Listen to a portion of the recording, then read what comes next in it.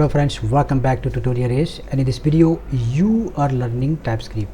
So guys, in this chapter I'm going to discuss about union type. In the previous chapter we had discussed about tuples, and in this one we will be discussing about union type. So guys, let's check that what union type is all about and how we can use this. Alright, so now this is chapter number 10. Now let's check what union type is all about. Okay, before we discuss about union type, let's understand about array. In array we had seen that we can store the values of same data type. In tuples we could store the value of varied types, means there is no limitation. But in this case, union type, you can provide combination. For example, string and a number, only two, not more than that.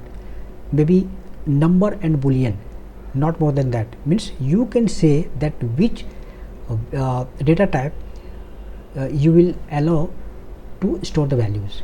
So that is the main difference. Tuple have no limitation, array has full limitation, but in this case you have the control. That is the difference. So now here you can see in this one, alright, check here. Let student details. We have declared here one value, means variable. What we are saying, string and number, means it can store string and numbers only, not anything else. It can store string and number. So in this case, when you store 50, no problem, it will store. And then if you want to access student details, it will display. Once again, if you are storing here signs, means which is string, no problem, it will store here perfectly. And so the output will be something like this, and this is called union type. Means you can say that what data types it will be allowed to store, which you have the control over this. So in function also, not only in this variable, you can define this in function also. For example, see this, name string and string will be array. There are two. That means what? One, we are providing string and array, both types. So now it will store the value something like this. And here Alice, Bob, so this one is also storing here. Alright, so how it is working, let's see. In parameter, if type of name, if it's a string, then it will string, or else it will show multiple value using for each. So when you give this one, then it will automatically check that what is this. It will say string, then it will display here. But when you are providing multiple values, then it will show, it will consider as an array, and it will show this value. Union type with arrays, mean array also.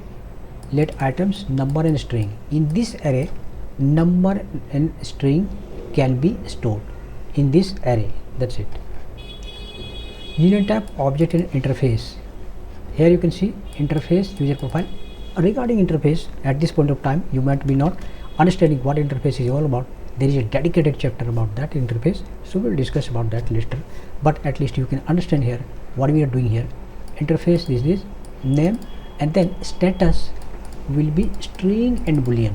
So guys, in short, now you can understand that okay, multiple type of data type, we have control over that. We can use through variable, array, function, and objects, interface, wherever we want we can use that. So that is the ideas in simple way. Union type mixed data handling, like here you can see union type array, number or string. It can be number or a string. So guys, that's it.